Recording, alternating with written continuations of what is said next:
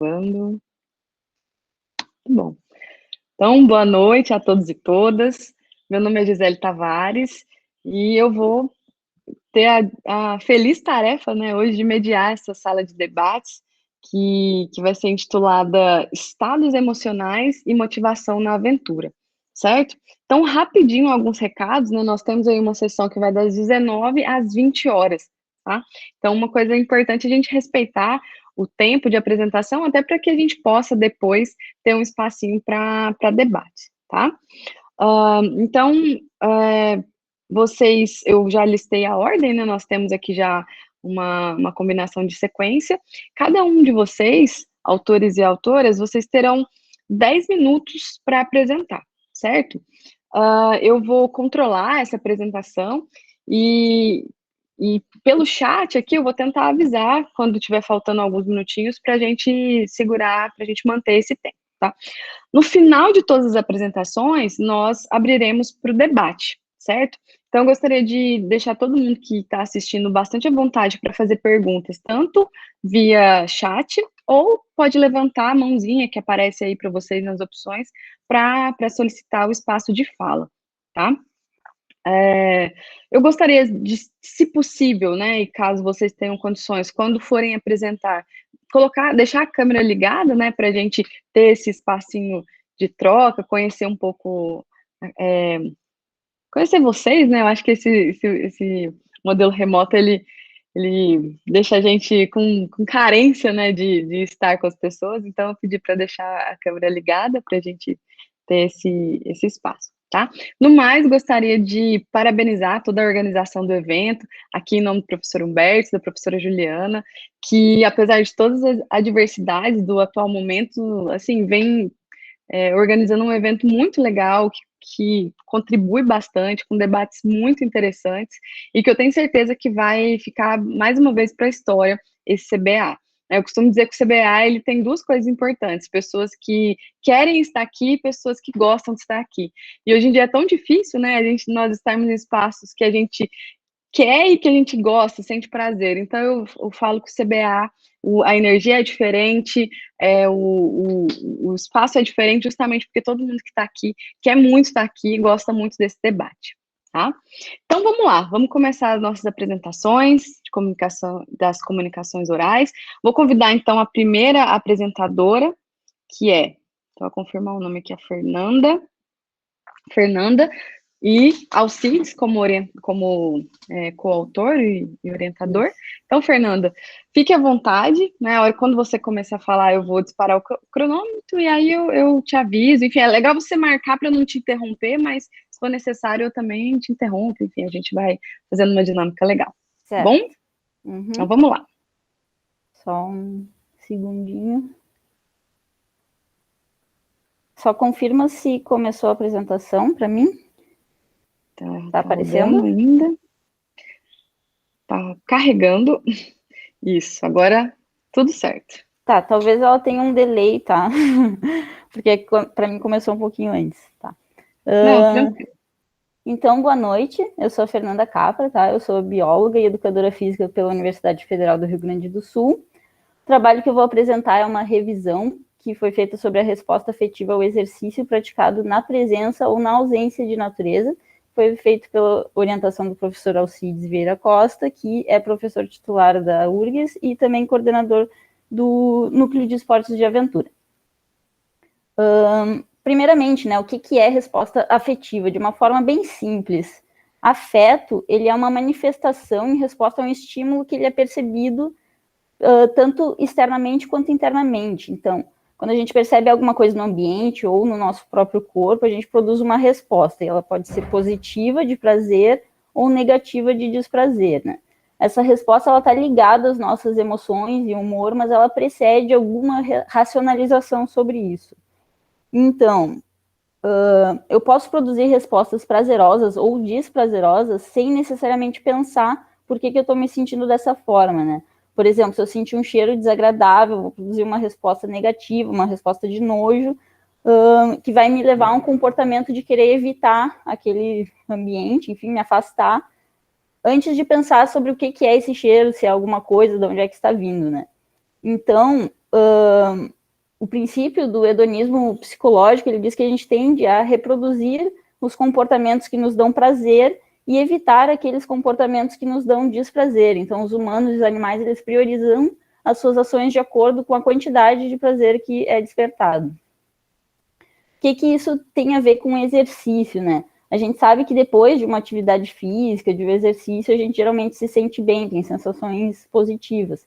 Mas durante o exercício, o afeto ele pode ser tanto positivo quanto negativo, né? Isso se dá porque a resposta afetiva ela é um resultado de sinais interoceptivos, como frequência cardíaca, taxa respiratória, aumento da temperatura corporal, a fadiga muscular, e também de fatores cognitivos, como, por exemplo, se eu gosto da atividade, se eu gosto das pessoas que estão praticando a atividade comigo, se eu me saio bem na atividade.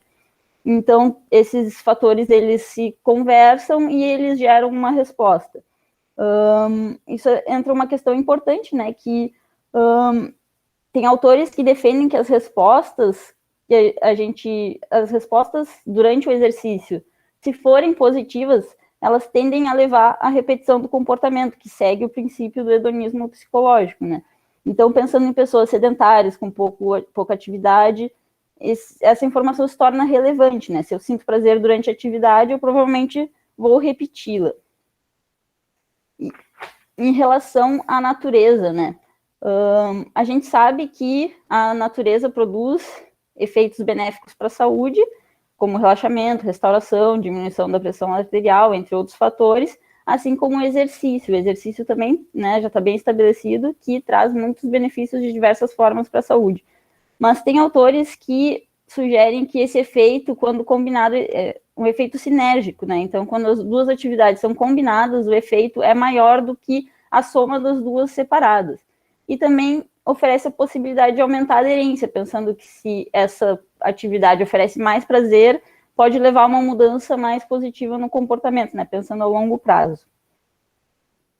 Então, na literatura, a gente encontra bastante informação sobre a resposta afetiva ao exercício, a gente encontra bastante informação sobre os benefícios da natureza, né, para a saúde, e também sobre a resposta afetiva ao exercício, a resposta afetiva à presença de natureza, né, mas em relação especificamente à resposta afetiva ao exercício praticado na natureza, que eu chamei, né, de outdoor, e comparando com o que é praticado na ausência de natureza, que eu mencionei como indoor. Então, aí entra o objetivo do estudo, né? Foi verificar na literatura se existem evidências dessas diferenças nas respostas afetivas produzidas por exercícios praticados outdoor ou na natureza, em relação ao exercício praticado indoor ou em ambiente urbanizado. Então, a gente fez uma revisão sistemática de literatura, onde verificamos trabalhos publicados nos últimos 10 anos, que fossem artigos de pesquisa, avaliando resposta afetiva ao exercício, comparando exercício na natureza com o exercício sem natureza, né? E acabamos optando por uma síntese narrativa para a apresentação dos resultados. Encontramos 9 publicações que cumpriram os critérios de elegibilidade. Esses foram os artigos, né? E destes artigos, 9 artigos encontrados, 7 sugerem evidências de que a natureza interfere de forma positiva na resposta afetiva do exercício. Porém, se a gente olhar de uma forma mais detalhada, né, o que a gente consegue observar nesses estudos? Existe uma grande variação na amostragem, então temos estudos que variam desde 14 indivíduos até 90. Esses grupos de estudos variam conforme, né, o público de amostragem, né, apenas indivíduos com depressão, apenas mulheres em menopausa, apenas indivíduos insuficientemente ativos ou apenas corredores experientes, por exemplo. Então, existe uma grande variação nesse público. Os modelos de intervenção variaram muito, desde o uso ou não de grupos controle, se foi uma intervenção aguda de apenas 1 ou 2 episódios, né, ou uma intervenção longa, que teve um estudo apenas que foi de 12 semanas.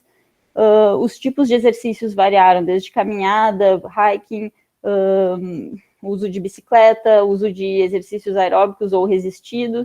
Então, houve uma grande variação nos tipos de intervenção, e o tempo da intervenção também variou bastante, desde intervenções de 15 minutos até de 180 minutos.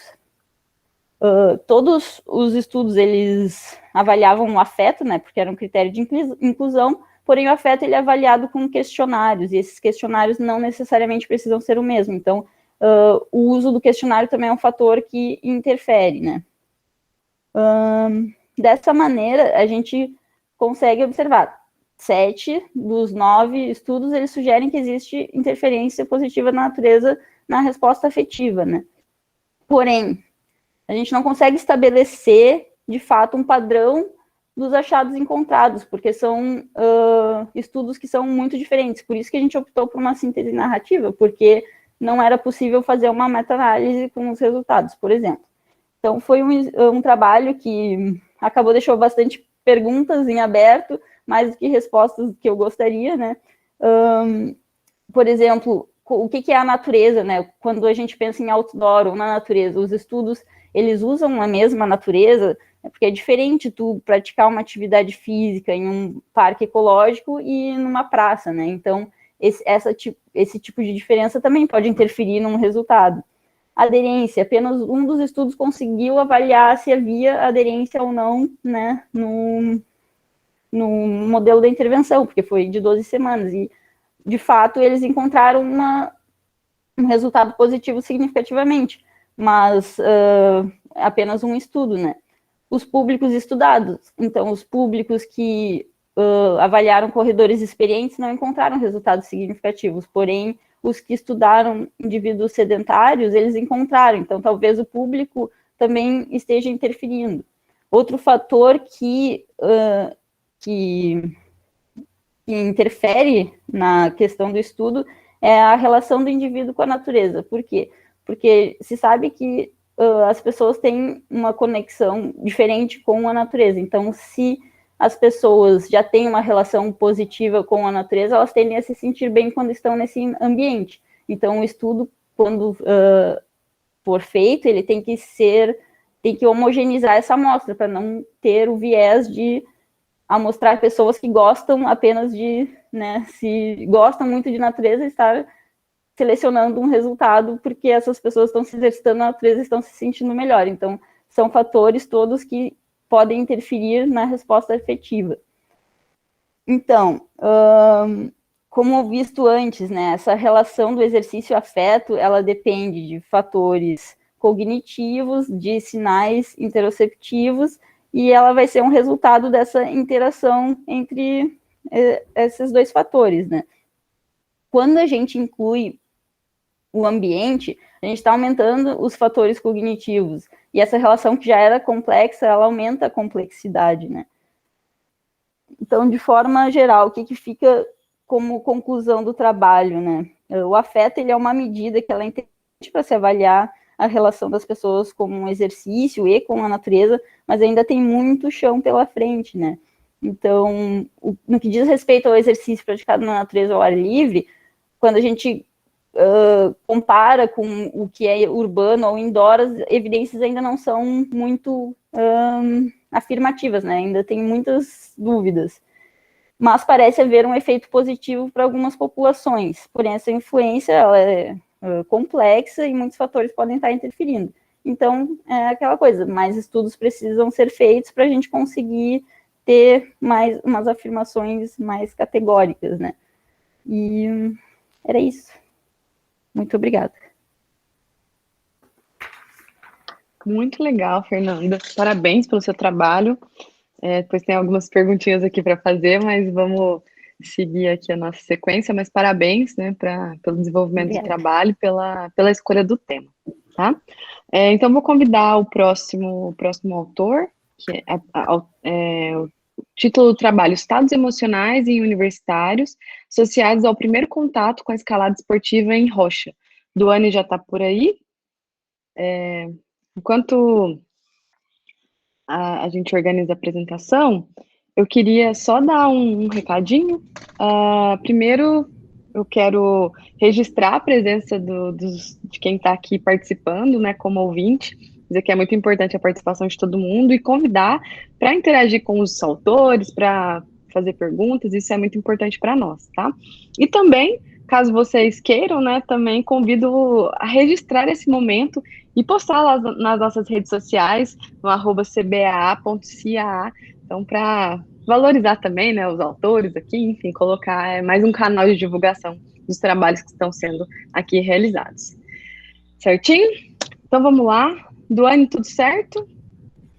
Tudo certo. Vocês estão me escutando? Podemos? Tá certo. Só falta colocar no modo apresentação. Sim. Certinho. Foi? Isso. Foi. Então, soltei o cronômetro. Qualquer coisa eu entro aí para te atrapalhar. Gente, boa noite a todos os presentes, né? Meu nome é Duane Maciel Uripe, eu vou apresentar o trabalho de Estados Emocionais, né? Intitulado como Estados Emocionais em Universitários associados ao primeiro contato com a escalada esportiva em rocha. Eu sou o autor, junto com o orientador Leonardo Madeira Pereira. Bom, conforme a gente sabe, né, todas as práticas desportivas, né, elas contêm essa manifestação de emoções e sentimentos, né, durante a prática. Seja a questão do medo, né, nervosismo, ansiedade, inquietação, apreensão, o prazer está relacionado à felicidade, à alegria, à satisfação, ou a questão do amor, amizade, confiança, aceitação, a questão da surpresa, adrenalina, desafio, aventura e superação. E a manifestação dessas emoções e sentimentos, elas acarretam alterações do corpo, alterações denominadas fisiológicas, né? Estão relacionadas ao tremor, a alteração no fluxo sanguíneo, variação no ciclo respiratório, a boca seca, entre suor excessivo, dentre outros. E a escalada esportiva em rocha, ela contém esse componente, né, emocional específico. Então, a escalada, né, ela possui um alto grau de imprevisibilidade e o risco controlado, exige, né, uma ação corporal, então a pessoa tem que ter força, flexibilidade, e por ser considerada, né, uma prática corporal de aventura na natureza, né, que tem um risco controlado, e a utilização dos equipamentos de segurança, ela possui essa manifestação da emoção e dos sentimentos. E a manifestação, né, dessas emoções e dos sentimentos, ela define a intensidade, a quantidade, né, a qualidade dos movimentos, a forma dos movimentos do praticante na via ali, por exemplo. E isso vai definir o desempenho da pessoa, atleta ali na via. Então, a gente vai trazer algumas reflexões sobre a escalada, né? Então, o ato de escalar passou por um grande processo de mudança histórica, desde as primeiras expedições de grandes exploradores, né, botânicos, geógrafos, até o momento que o esporte alcança as Olimpíadas de Tóquio 2021. Bom, o objetivo do trabalho foi proporcionar o primeiro contato com a escalada esportiva em rocha e investigar o estado emocional apresentado dessa vivência, identificando sentimentos predominantes, né, e descrevendo os estados emocionais decorrentes ao primeiro contato com a escalada esportiva em rocha. Bom, a gente buscou uma metodologia de abordagem, né, exploratória, onde a gente examinou essa temática, né, sem interferência direta na pesquisa, e descritiva, onde que a gente especificou algumas características acerca da temática. Então, foi utilizado, né, essa possibilidade da experiência da escalada esportiva em rocha na Escola de Escalada Vale do Padre Brasão, em Diamantina, Minas Gerais. Então, foram recrutados por conveniência alunos, né, que residiam na moradia estudantil da UFVJM, e eles foram orientados para fossem, né, de roupa adequada para uma caminhada leve de 15 minutos. Então, a gente encontrou no estacionamento, né, da via, fizemos essa trilha bem definida e até onde que a gente chegou na base da via. Chegando lá, a gente orientou para que os alunos sentassem e aguardassem que fosse montada o sistema de segurança. Foi utilizado o sistema top rope, onde são caracterizados 2 pontos de ancoragem semi-equalizados, e a via chama Cactus P de 5º grau. A gente utilizou critérios de inclusão, que os indivíduos tivessem, né, mais de 18 anos, nunca tivessem experienciado, né, vivenciado a escalada esportiva em rocha, e alcançassem ao menos a metade da via, né, para caracterizar essa escalada em si. Exclusão, então, se o indivíduo tivesse menos de 18 anos, já ter vivenciado a escalada esportiva em rocha e não alcançasse essa metade da via aí pré-estabelecida.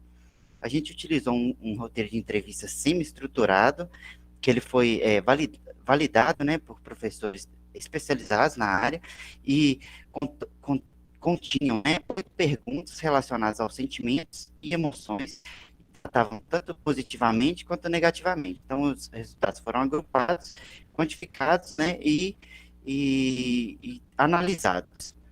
Diante disso, né, a gente fez a análise de conteúdo, partindo da pré-análise, exploração do material, o tratamento e a interpretação dos resultados. O que a gente encontrou? Estados emocionais associados ao primeiro contato com a escalada esportiva em rocha, teve o eixo 1, sentimentos positivos e negativos, e eixo 2, estados emocionais. No eixo 1, a gente teve relatos, né, emocionado, concentrado, aliviado, calmo, confiante, seguro, superação e feliz. Negativos, a gente teve medo, cansado, desafiado, desespero e tremendo. No eixo 2, né, relacionados aos estados emocionais, relaxado, alegre, determinado e realizado. Nos negativos, a gente teve medo, ansioso, apreensivo e a insegurança.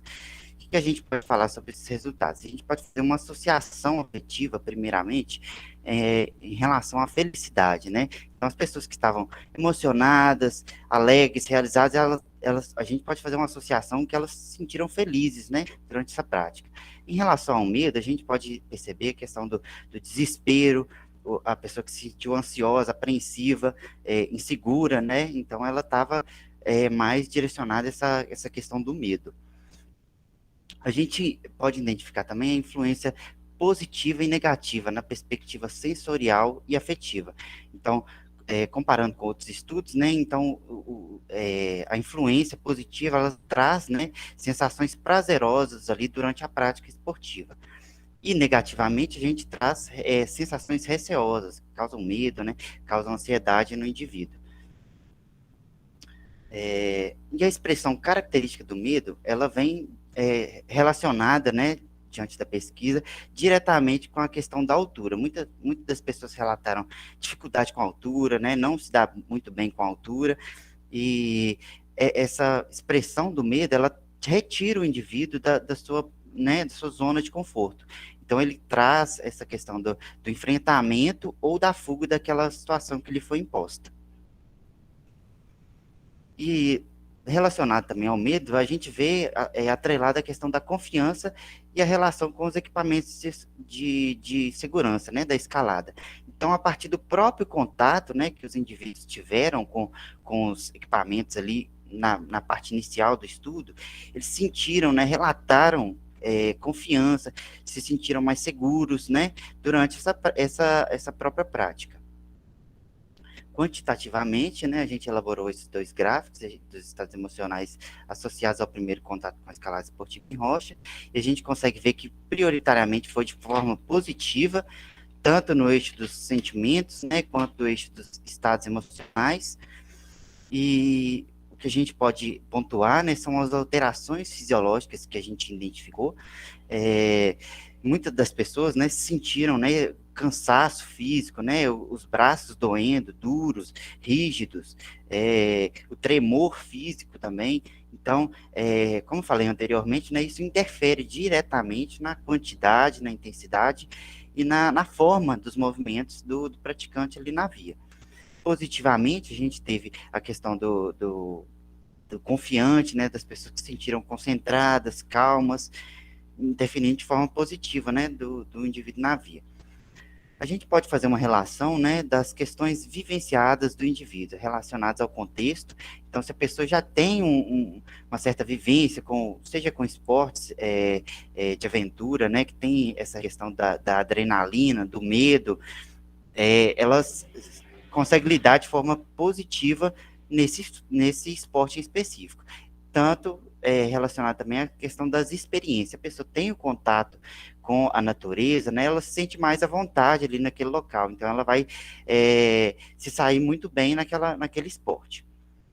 Bom, a gente pode fazer uma relação também da pessoa, do ambiente, da tarefa, né? Através do próprio contato da pessoa, né, com a natureza, com a prática da escalada, ela traz, né, mudanças no estilo de vida, mudanças nos valores, então ela passa a ter esse cuidado maior com o ambiente, né?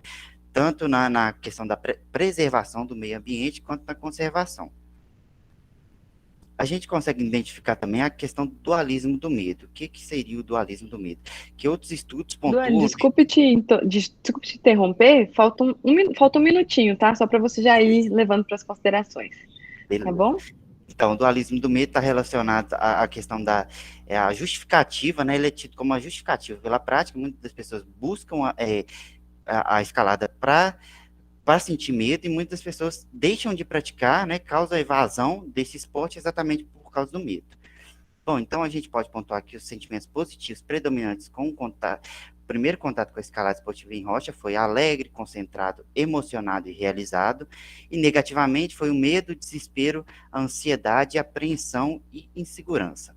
A gente faz algumas sugestões, né, para os próximos estudos, né, que sejam feitos a filmagem, né, para a gente captar a expressão facial, característica de alguma manifestação ali de sentimentos ou emoções, e alguns indicadores fisiológicos, né, seja da frequência cardíaca, sudorese ou outros. Essas foram as referências utilizadas. E é isso, agradeço a atenção aí do pessoal com o trabalho. Muito legal, Duane, parabéns pela apresentação. Desculpa te interromper, viu? É sempre um papel muito chato de mediador, mas a gente precisa respeitar um tempo, então já te Bem, peço desculpa, mas foi ótima apresentação, a gente conseguiu entender bem a ideia do trabalho, tá? Então daqui a pouco a gente vai fazer aí um espacinho para perguntas. Então já beleza. diretamente passo a palavra pro Osmar, e só enquanto o Osmar já projeta a apresentação, só confirmar se a Simone Fernandes Lopes já está na sala.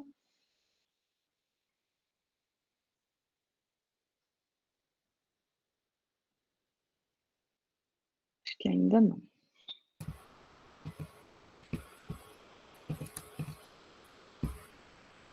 Tá aparecendo aí? Tá tudo certo.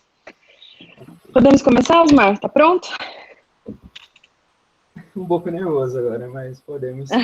Não, que isso. Pode ficar bem tranquilo. Então, quando você quiser, pode começar e eu vou marcar o seu tempo. E aí, como eu fiz com o Duane, a hora que faltar 2 minutinhos ali para acabar, eu te interrompo, tá bom?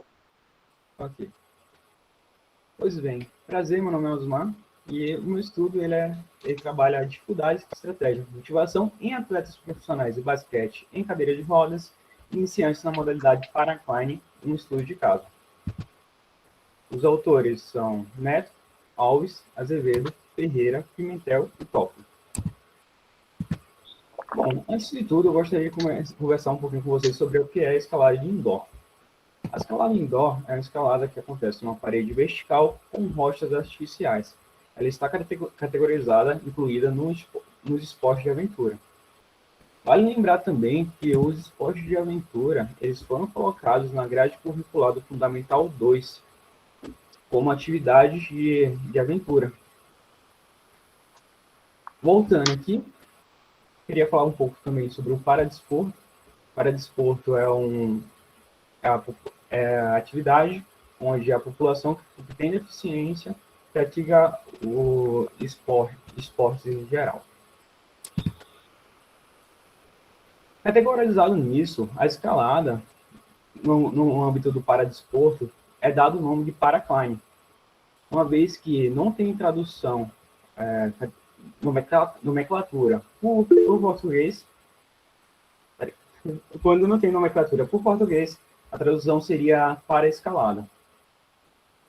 Marx, no estudo dele, ele afirma que praticantes escalados que possuem amputação de membros inferiores veem no esporte um caminho para a aceitação de sua condição, e aceitação social, assim como superação dos seus limites. Isso também pode explicar um pouquinho porque o paracline vem crescendo ultimamente. O objetivo desse estudo identificar quais as estratégias, dificuldades e motivação encontradas por atletas em cadeira de rodas iniciantes na modalidade paraclimb. Pois bem, a metodologia, o que aconteceu foi que esse estudo se caracteriza como um estudo de caso, onde aconteceu uma entrevista e a amostra são 3 profissionais de basquete em cadeira de rodas, onde foi separado como sujeito 1, que tem 21 anos, e tem hemimelia tibial. O sujeito 2, com 42 anos, que possui poliomielite. E o sujeito 3, de 30 anos, diagnosticado com deficiência intelectual e desenvolveu artrose após uma cirurgia no tornozelo. Essa entrevista foi separada em 3 pontos: dificuldades, superação e motivação. Vale lembrar também que esses atletas eles nunca tinham tido contato com a modalidade anteriormente. O método de análise. Foi utilizado a teoria do fluxo de Isaac-Zimmer-Haller. Mas o que seria a teoria do fluxo?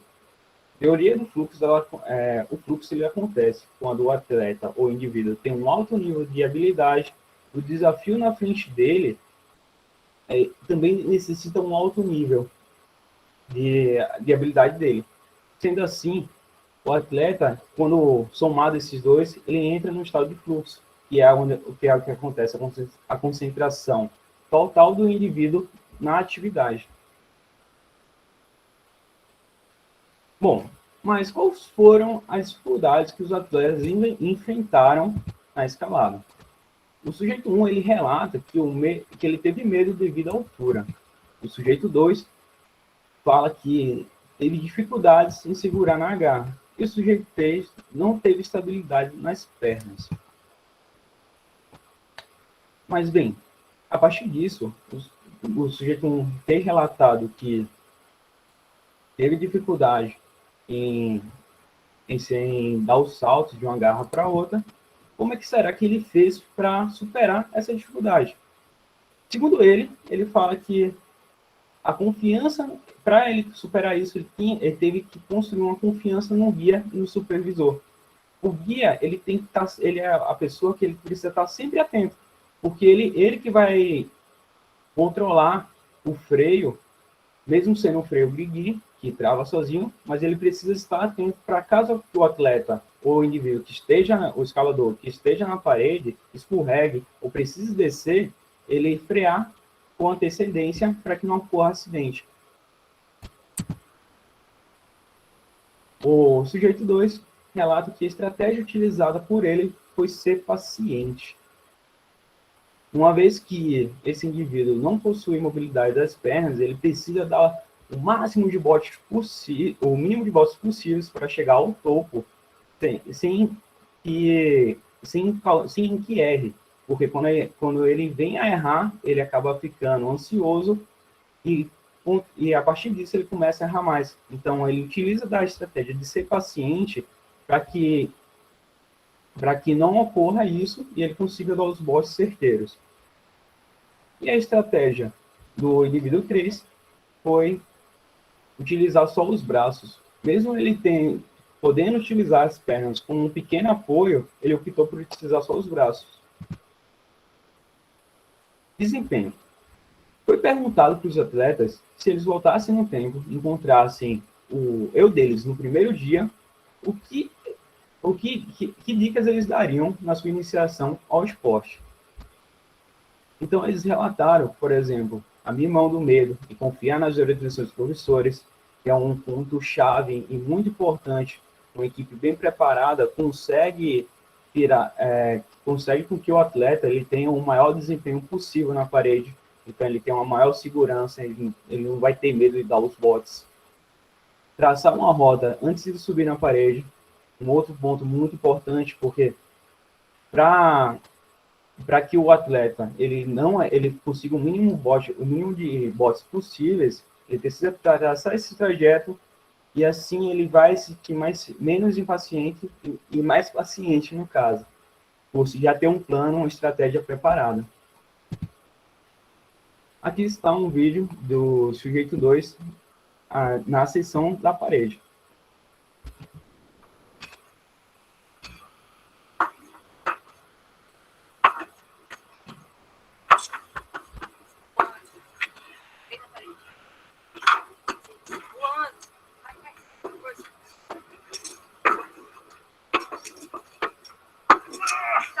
Vai, não desiste não. A última. Sobe a última, sobe a última. Boa! Vai em cima. Vai, olha por cima. Faz uma barra agora, bora. Pois bem, segundo Lima Silva, no estudo dele, ele apresenta que indivíduos que não têm a mobilidade dos membros inferiores, eles tendem a utilizar mais a falange digitais. Sendo assim, o indivíduo, o sujeito 2 que subiu agora, você percebe que ele utiliza da paciência dele, ele evita errar o máximo possível, e também ele sabe que ele não pode descansar na parede. Porque para utilizar da posição de descanso na escalada, é preciso utilizar as pernas, e ele não, infelizmente, por ter sua deficiência, ele não consegue. Então, ele utiliza a estratégia de subir o mais rápido possível, errando minimamente os botes, para assim alcançar o topo da parede. Mas então, o que motiva... Osmar, só para te interromper, faltam 2 minutinhos, tá? Tudo bem. O que motivou eles a permanecer na prática da escalada? Segundo eles, eles contam que é o desafio presente na modalidade. Paixão ressalta que os esportes de aventura têm como característica o risco, no qual proporciona a quem pratica sentimentos de realização pessoal e autoconfiança, despertando a vontade de ultrapassar seus limites e viver emoções, fatores esses estreitamente relacionados com a motivação encontrada na sua prática. O que é essa mão aí? Fala aí pra gente. Superação total aqui, né? O que é? Por fim, as considerações finais. Pode-se ver que, por ter uma equipe preparada, os atletas conseguiram ter o maior desenvolvimento deles possíveis. Isso foi algo que ajudou bastante em todo o estudo, e assim fazendo com que eles tivessem essa imersão no estado de fluxo, adaptação de padrões de acordo com suas características únicas, então cada um optou por sua estratégia, e a superação dos desafios encontrada ao longo do estudo. Aqui estão as referências, e muito obrigado. Muito legal, Osmar. Parabéns pela apresentação. Para todos os autores e autoras, né? O cuidado com as apresentações visuais, a utilização dos vídeos agora, isso enriquece muito, tá? Parabéns para vocês. Então, uma última oportunidade, né? A gente teria uma apresentação da Simone Fernandes. Simone está por aí? Deixa eu ver aqui na lista. Olá, boa noite. Estou sim, só colocando a apresentação legal. aqui. Então, vamos lá. Olá, boa noite. Boa noite. Deixa eu só abrir aqui a apresentação.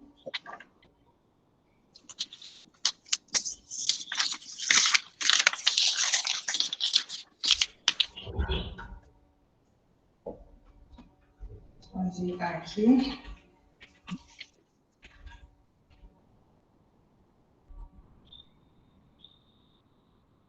Beleza. Os desafios de ser mulher no cenário dos esportes de aventura. Vou falar um pouquinho sobre essa pesquisa que foi feita na conclusão do meu curso de bacharelado. Introdução. Os seres humanos trazem consigo, desde o início da vida, a diferenciação de aspectos biológicos, como sendo feminino e masculino. A homem se atribui os aspectos da objetividade e às mulheres subjetividade. Os padrões estabelecidos para ambos se diferem. Não é de hoje que as mulheres lutam por espaço e igualdade nos esportes. Nos esportes de aventura, a discrepância é ainda maior do que em outras modalidades. Característica dos esportes de aventura versus os padrões estabelecidos pela sociedade no que diz respeito à mulher. Enquanto as características básicas dos esportes de aventura é coragem, força, determinação, o que a sociedade sugere e até impõe para as mulheres é o oposto disso, que acaba sendo aquela máxima de sexo frágil, a mulher precisa ser protegida, dentre outras. Cresce o número de participantes segundo a indústria do turismo de aventura. No entanto, a participação efetiva das mulheres ainda é inferior em relação aos homens. Essa seria a participação ativa mesmo. Algumas estratégias foram criadas para divulgar os feitos na íntegra das mulheres nos esportes de aventura. Isso é uma estratégia, um dos desafios enfrentados na inserção e permanência das mulheres nos esportes de aventura é a questão da divulgação dos feitos na íntegra. Então, se juntaram várias mulheres, hoje a gente tem blogs, tem vários canais onde isso pode ser feito na íntegra e não por recortes, como é feito usualmente. A problemática: quais os principais desafios enfrentados pelas mulheres praticantes de esportes de aventura em Uberlândia, Minas Gerais? Uberlândia é a cidade onde eu moro e acabou sendo a amostra. A presente pesquisa tem como objetivo geral investigar os desafios no que diz respeito à participação da mulher nos esportes de aventura. Quanto aos objetivos específicos, foi elencar os desafios enfrentados pela mulher que opta por praticar modalidades de esportes de aventura, discutir a postura da mulher frente a esses desafios, identificar os principais motivos pelos quais cresce a participação feminina nos esportes praticados na natureza, apesar dos desafios enfrentados. Material e métodos. Se configura como pesquisa de campo que possibilitou elencar os desafios enfrentados pelas mulheres praticantes de esportes de aventura em Uberlândia, Minas Gerais. A amostra foi composta por 61 mulheres praticantes das modalidades de escalada, rapel, trekking, corrida de aventura e mountain bike. A média de idade das praticantes é de 37 anos, sendo a idade mínima 17 e a máxima 54. Sobre os resultados e discussões. A diferença da prática das modalidades. Aqui, o percentual ele se configura com mais de 100%, porque algumas das mulheres praticam mais de uma modalidade. Então, 70% das mulheres, aí o maior número da amostra, são praticantes de mountain bike, subindo em seguida da escalada, depois o trekking, corrida de aventura e, por fim, o rapel. Quando perguntei sobre o tempo de prática aí varia. O número maior representado aqui no gráfico é de 5 a 10 anos, com um percentual de quase 25%. Mas varia aí entre alguns meses e até mais de 10 anos. Sobre dificuldades para se inserir nos esportes de aventura. Quando foi perguntado se essas mulheres, elas enfrentaram alguma dificuldade para se inserirem nos esportes de aventura, 69% disseram que não, inicialmente, e 31% que sim. Sobre a frequência semanal da prática dessas mulheres. A maioria dessas mulheres praticam algumas dessas modalidades de 2 a 3 vezes por semana. E o restante fica dividido em 1 vez por semana, até esporadicamente, com quase 10%. Preconceito ao decidir pelas práticas de aventura. Quando perguntado se elas haviam enfrentado preconceito quando disseram que iriam praticar algum tipo de esporte de aventura, 64% responderam que sim, 36% que não. Sobre por parte de quem que veio esse preconceito. Que a gente tem esse gráfico mostrando que maior parte do preconceito sofrido foi por homens já praticantes daquela modalidade. E nós temos também aqui que enfrentaram preconceito por parte de outros homens que não eram praticantes, mas aqui também tem um percentual significativo que, inclusive, acabou me deixando surpresa, que temos também preconceito por parte de outras mulheres que também são praticantes, de mulheres que não são praticantes, de familiares, como mães, irmãs. Então, acabou que quando a gente soma que esse percentual ficou praticamente meio a meio, se a gente considerar só a diferenciação de sofrer preconceito por parte de homem ou de mulher. Acabou que quase ficou uma equivalência. E, inicialmente, quando a proposta do estudo foi feita, supunha-se que seria mais preconceito por parte dos homens. Como essa mulher se posicionou frente a esse preconceito? 36% disseram que enfrentou a situação e não abriu mão da prática, apesar da dificuldade ali, principalmente na porta de entrada. 14% disseram que se impuseram para que conseguissem continuar ali nessa prática. Quase 5% deixou de praticar o esporte por algum tempo. Outras 4,9% buscou apoio por grupo só de mulheres, e um percentual mínimo, mas também que deve ser considerado, é que mulheres começaram a cobrar mais. Por conta desse preconceito, elas começaram a se cobrar mais, como se elas tivessem que mostrar mais resultados, para continuarem ali praticando a modalidade escolhida por elas. Durante a prática, foi perguntado se durante a prática essa mulher já foi subestimada simplesmente por ser mulher. 30% disse que não, mas 70% disse que sim. Quanto a esse ser subestimado, entra a questão de força, de técnica, simplesmente por ser mulher, antes da mulher mostrar a prática, antes de fazer qualquer coisa, simplesmente pelo fato de ser mulher. Sobre assédio moral durante a prática, o maior percentual disseram que nunca sofreu assédio moral, mas quase 33% sim, e que esse assédio veio por parte de homem, o percentual menor, 3,3%, por parte de outra mulher. Quanto ao assédio sexual, 77% nunca sofreu nenhum tipo de assédio sexual, mas 23% sim. E aqui vale ressaltar, quanto a essas mulheres que sofreram assédio, a maior parte delas foram na escalada. Se cogitaram desistir dos esportes de aventura devido ao preconceito e ao assédio. 90% disseram que não, mas 10% que sim. Sobre os aspectos que atraíram para os esportes de aventura. 42% das mulheres que foram entrevistadas disseram que o principal aspecto que atraiu elas é a questão de desafiar e superar a si mesma. 31% queriam ter mais contato com a natureza, 14% em busca de qualidade de vida e 11% melhorar os aspectos psicológicos, como ansiedade, estresse e depressão. Motivação para continuar nos esportes de aventura, apesar de todos esses desafios. 19% foi a qualidade de vida, 19% disseram que era para testar e superar os próprios limites, e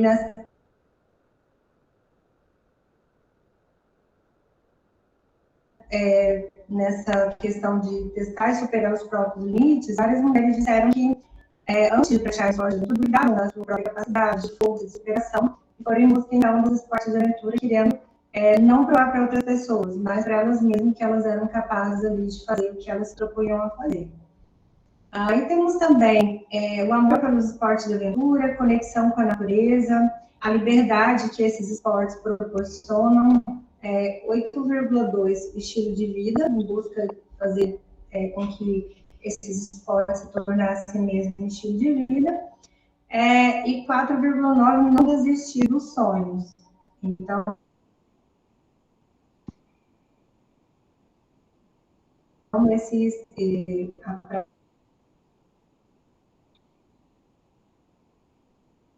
os esportes de aventura tem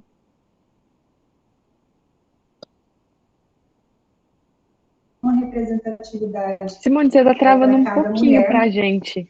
De uma forma diferente e uma simbologia diferente.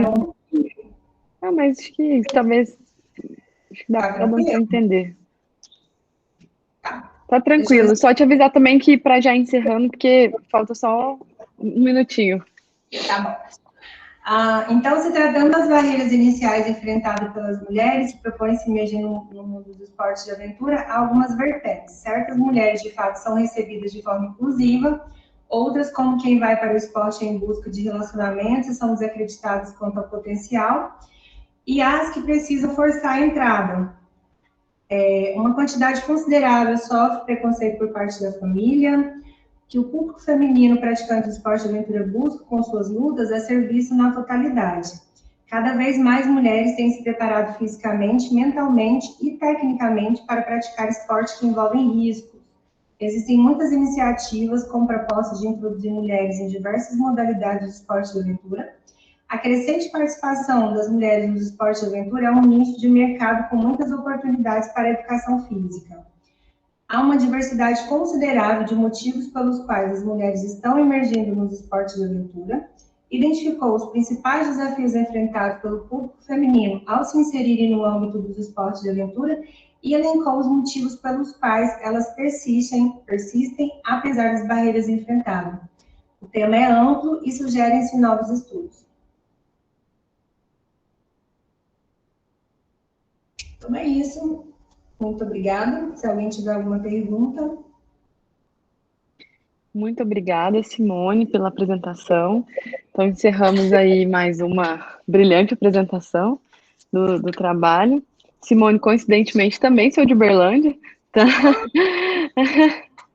Sou professora da Universidade Federal de Uberlândia. Que bom conhecer seu trabalho. Ó, daqui a pouco você tem mais uma integrante aí do grupo, porque a gente sabe que é uma região realmente pouquíssimo explorada, né, nesse sentido. Que legal que você está desenvolvendo esse trabalho. Pessoal, então, mais uma vez, parabenizo a todos os autores e autoras pela apresentação. Eu fiz uma consulta aqui, né, para a organização, como que a gente faz com a questão do tempo, né, nós temos aí 5 minutinhos para o prazo. E aí o ideal era a gente fazer pelo menos uma rodada de perguntas, né? Não sei se a Ju está por aí. O que você orienta a gente, Ju? O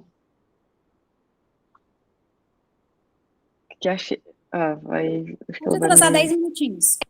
10 minutinhos? Opa, ganhei aqui 10 minutinhos. Porque a outra então... oficina começa às 8h15. Ah, beleza. Então vamos lá, vamos aproveitar.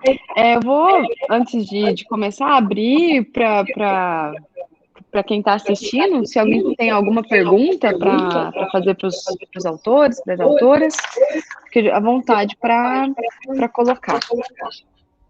Bom? Então, eu gostaria de fazer uma rodada primeiro, né? E aí, se der tempo, a gente aproveita aí as perguntas de vocês, tá? Como eu falei, gostei muito das apresentações, os temas, eles dialogam muito, então a gente sai daqui pensando em várias possibilidades até de inserção para os próprios trabalhos que foram apresentados, né?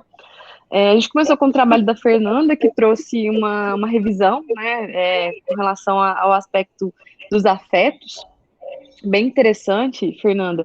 E uma coisa que me deixou curiosa, né, no seu trabalho, que me chamou a atenção, você fala que da dificuldade de entender as questões do afeto no durante, né, e realmente isso, né, dentro do exercício, isso é multifacetado, né. E aí, eu queria te perguntar se dentro da escolha dos artigos foi uma opção metodológica não incluir artigos qualitativos, ou se realmente não tem, não foram encontrados dentro da busca que você fez, artigos que pudessem trazer essa, como você falou, né, acaba que é uma lacuna para entender as intencionalidades ali, né, então, pensando no ideal, talvez uma pesquisa que conseguisse explorar um pouquinho mais. Então, minha pergunta é isso, o quanto que a literatura olha para essa questão, ou se realmente não tem, enfim, conta um pouquinho para a gente aí, se puder, bem resumido, para a gente ter o espaço dos outros autores. Então, na verdade, como eu precisava limitar um pouco, né, o número de artigos que eu iria encontrar para poder fazer a síntese do trabalho, eu escolhi uma medida, né, que foi o afeto. Então, o afeto é uma medida fisiológica, que ele é avaliado com questionário. Mas alguns dos trabalhos que surgiram, né, eles relatam da complexidade da medida, né? E eles falam da importância de estudos qualitativos para tentar direcionar mais os estudos na relação da natureza e do exercício, né? Porque realmente é muito multifatorial. Mas, pensando no exercício especificamente, o afeto é uma medida que tem sido bastante usada, assim, e parece que tem uma validade. Eu acho que quando só expande um pouquinho para o aspecto da natureza que entra mais complexidades e a parte qualitativa se torna mais relevante, assim. Talvez mais necessário. Mas se for pensar, na verdade, acho que em todos os ambientes, né? Eu vejo que ainda dentro do exercício ainda é uma dificuldade de entender os processos, e por isso que hoje surgem cada vez novas modalidades, né? Porque realmente o processo, ele ainda depende enfim, depende de entender como que funciona, né? Mas legal, eu acho que quando você apresenta, eu acho que uma demanda da literatura nesse sentido seria essa aproximação, né, qual e quant, até para dar mais respostas práticas para a gente. Mas bem legal, Fernanda. Só uma última curiosidade, não sei se você falou, foi um trabalho de conclusão de curso ou um trabalho de mestrado? Foi conclusão de curso, na verdade. Ele foi um estudo que foi duas partes, né? Eu queria, na verdade, avaliar o meu TCC mesmo. Ele tem duas revisões, que é essa que avalia o afeto e uma que avalia a relação das pessoas da conservação com o ambiente. Então, eu queria meio que verificar se o exercício na natureza muda a relação das pessoas com a atividade física e se a atividade física na natureza muda a relação das pessoas com a natureza. Mas é bem mais complexo. Foi uma ideia. Sim, teria muito mais para perguntar. Eu fiquei bastante curiosa mesmo com o seu trabalho. Mas parabéns. Duane, também parabéns pelo seu trabalho, parabéns para você e para o seu orientador também, né, que foi meu colega de doutorado, então mando um abraço para o Léo, tenho um carinho muito grande por ele. Conheci Diamantina e vi que aí é o antro da escalada, né, assim, a gente chega daí, dá vontade de escalar, né, então muito legal o seu trabalho. Uma coisa que eu fiquei curiosa, Duane, e que aí, assim, por favor, não sinta, né, na obrigação, assim, de tentar responder, mas é quanto àquela classificação de emoções positivas e negativas. Qual seria a base disso? Por que eu pergunto? Quando você coloca que a emoção, né, a sensação de desafiado, você classificou como negativo. E a confiante como positivo. E talvez se eu olhasse isso, eu falasse, ó, excesso de confiança não é legal, assim, né? Mas o desafiado me chama mais atenção de ser classificado em uma emoção negativa. Então, eu queria, assim, né? Como eu falei, sem problemas nenhum, você falar qual foi as motivações ali dessa categorização e o que você pensa sobre isso, também bem rapidinho, porque, como eu falei, os trabalhos aqui daria para a gente fazer mais uma sessão só de debate, tá bom? Então, muitas das pessoas, né, ela tem essa dificuldade mesmo de definir o que é o sentimento, o que é a emoção. Às vezes as pessoas mesmo já se confundem, né, nessa definição aí. No questionário que eu elaborei, né, então, especificamente no questionário, na entrevista, né, que eu elaborei as perguntas, são 8 perguntas, eu direcionei a parte mais positiva, né, uma pergunta estava relacionada à parte positiva, outra parte negativa. Então, por ele ter surgido, né, a questão do desafiado na parte, né, positiva, então, eu direcionei a essa lacuna mais do positivo, entendeu? Tanto que você pode perceber, né, um outro detalhezinho, que o medo ele aparece tanto no eixo, né, dos sentimentos, quanto nos estados emocionais, porque muita gente não consegue definir isso muito bem. Então, realmente, às vezes, o desafiado pode ser uma coisa negativa, né, que algumas pessoas vão identificar isso como uma coisa negativa ali, que vai surgir como um impasse ali para ela, e outra coisa vai ser uma coisa positiva, né, que vai motivar ele ali a seguir na via ali, né? Atingir mais altura ali. Não sei se eu respondi. Não, acho que é isso mesmo. Talvez no trabalho, enfim, isso... Porque aqui, como resumo, a gente fica limitado com caracteres, mas uma possível publicação, às vezes deixar isso claro, né? Que depende também da percepção, enfim, dar uma uma explicada com relação a isso. Mas bem legal mesmo. E quando eu voltar para Diamantina, eu com certeza farei a escalada, porque quando eu fui foi corrido, mas lá é uma cidade que, enfim, estimula muito isso. Então, Né? lá tem Mas muito parabéns. boulder, várias assim, diferenças, é muito legal lá também. Não Sim, só é isso, né? muito Tem legal. parque lá também. Então, lá dá para aproveitar bastante. Isso aí. Sim, muito legal. Parabéns. Agora, Osmar, também muito legal o seu trabalho, né? Acho que a gente aí, no momento, assistindo às Paralimpíadas, né? E vendo o seu trabalho, acho que mais atual impossível. E o fato também da temática escalada ter entrado, né, para os Jogos Olímpicos, enfim, acho que você foi muito. Vou dizer estratégico, não, você foi muito visionário, né, em trabalhar esse tema agora, enfim, então te parabenizo por isso. E eu queria te perguntar, Osmar, se você esteve ali na vivência, mostrou uns vídeos, né, eu não consegui identificar sua voz, mas queria saber se você esteve ali e queria que você contasse rapidamente para a gente um pouquinho da experiência, porque um dos resultados principais foi o fato da confiança no professor ali. E se a gente for pensar na perspectiva da formação profissional, a gente também não tem uma preparação muito clara para lidar com essa segurança e esse suporte para atletas. Né? Então, eu queria que você contasse um pouquinho da experiência, né, caso você esteve presente, né? Bom, eu estive presente sim. Uma das imagens sou eu até como guia. No ponto que eu toquei, eu estava como guia do atleta. Mas é uma experiência muito única e também tem que ter muito cuidado ao trabalhar com essa população por conta da questão da segurança. O cinto, em alguns dos casos, ele tem que ser adaptado para o atleta em si.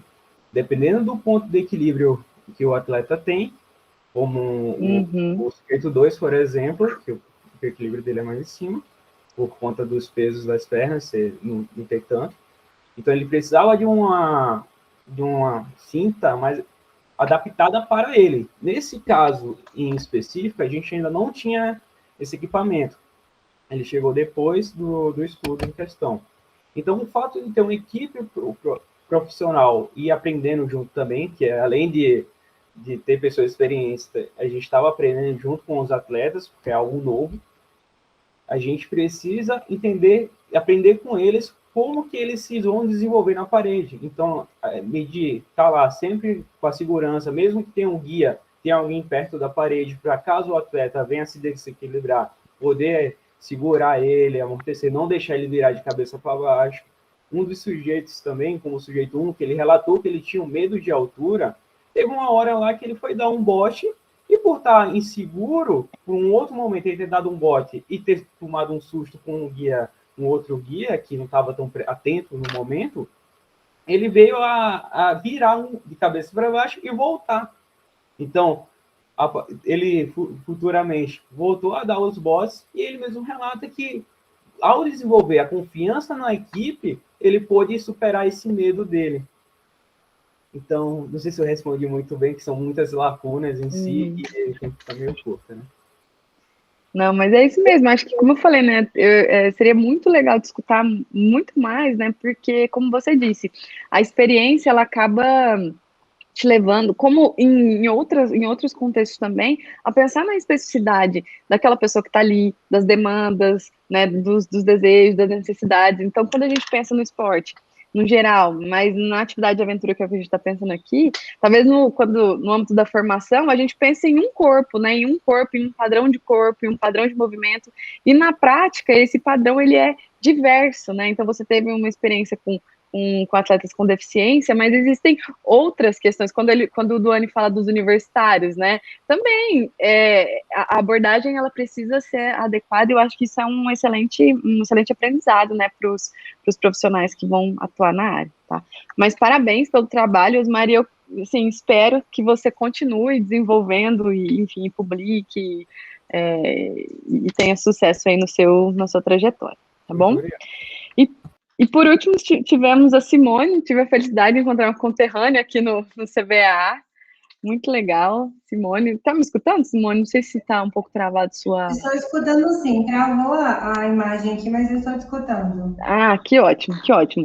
Simone, parabéns pelo seu trabalho. Eu também realmente fiquei bastante curiosa para depois conhecer um pouquinho mais. Então, se você puder disponibilizar seus contatos aqui, para a gente conhecer um pouquinho mais. Enfim, eu acho que talvez por conhecer a região, né, eu sei o quanto é uma demanda, tanto as discussões teóricas quanto ações práticas, né, de coletivos que explorem a região. Então, assim, desde já, parabenizo pelo trabalho. E você traz uma temática que pessoalmente me interessa muito, então também estudo algumas questões das mulheres, mais na perspectiva da gestão, mas esses dados que você coloca aqui, eles são muito interessantes, principalmente quando você coloca do preconceito das próprias mulheres. Então talvez esse é um debate que ainda vai precisar ser feito em muitos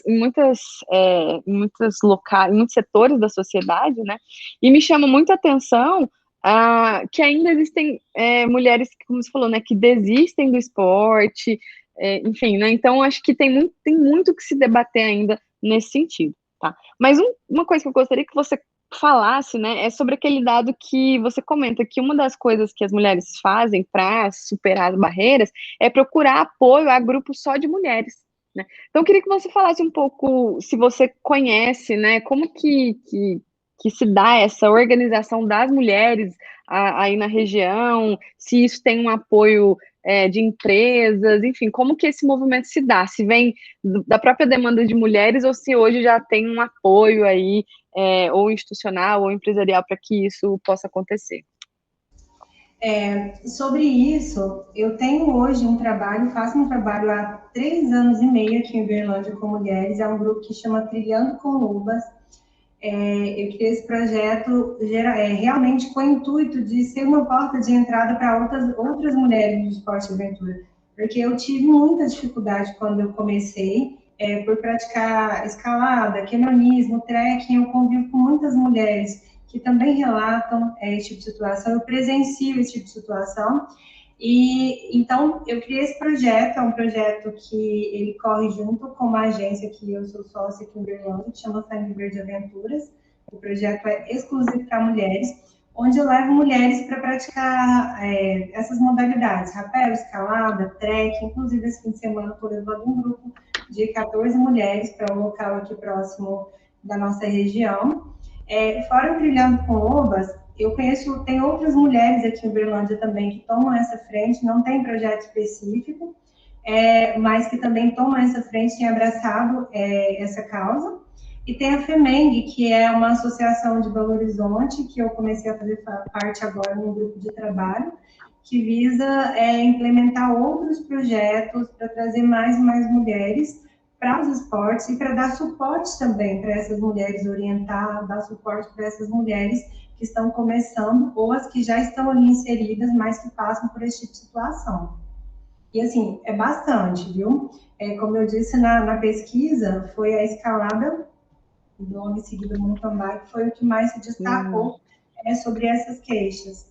E com o projeto Trilhando com Lobas, eu tenho essa oportunidade de trazer para mais mulheres, abrir para outras mulheres. É algo que me fez tão bem que na época, quando eu comecei, há quase 8 anos atrás, não tinha outras mulheres. Eu me inseri num grupo só de homens.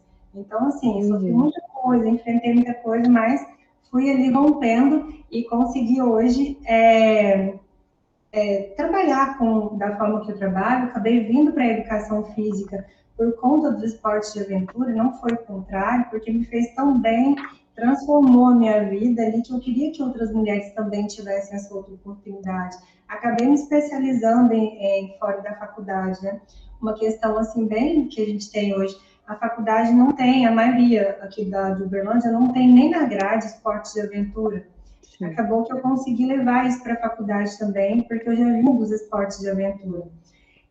Então, assim, fui procurar. Hoje eu sou responsável técnica da agência, que eu sou sócia. Assim, é um feito muito grande para as mulheres, mas ainda sou muito desacreditada na questão técnica, sabe? A mulher, porque a mulher não sabe, é julgada por essas questões. E o objetivo do projeto principal é que mais e mais mulheres possam conhecer não só conhecer, mas também se destacarem em cargos aí decisórios dessas modalidades. Perfeito, Simone. Então, como nada acontece por acaso, né, eu te convido. Eu não estou fisicamente em Uberlândia, né? Eu estou afastada nesse momento para fazer o pós-doutorado na USP, mas eu gostaria muito de pegar seu e-mail e a gente pensar em algumas parcerias ali na UFO. Então, é uma temática que eu tenho muita vontade de levar para o curso de graduação. Então, nada acontece por acaso, então fique aí o convite para trabalharmos juntas. Qualquer dia desse que você estiver por aqui, vem escalar com a gente lá na Serra da Lucânia. Legal. Vai ser um prazer te receber. Legal, muito legal. Pessoal, então, nossa, tem muita coisa para falar, mas infelizmente temos que encerrar. Eu vou pedir para quem puder ligar a câmera para eu tirar uma foto aí da nossa sala.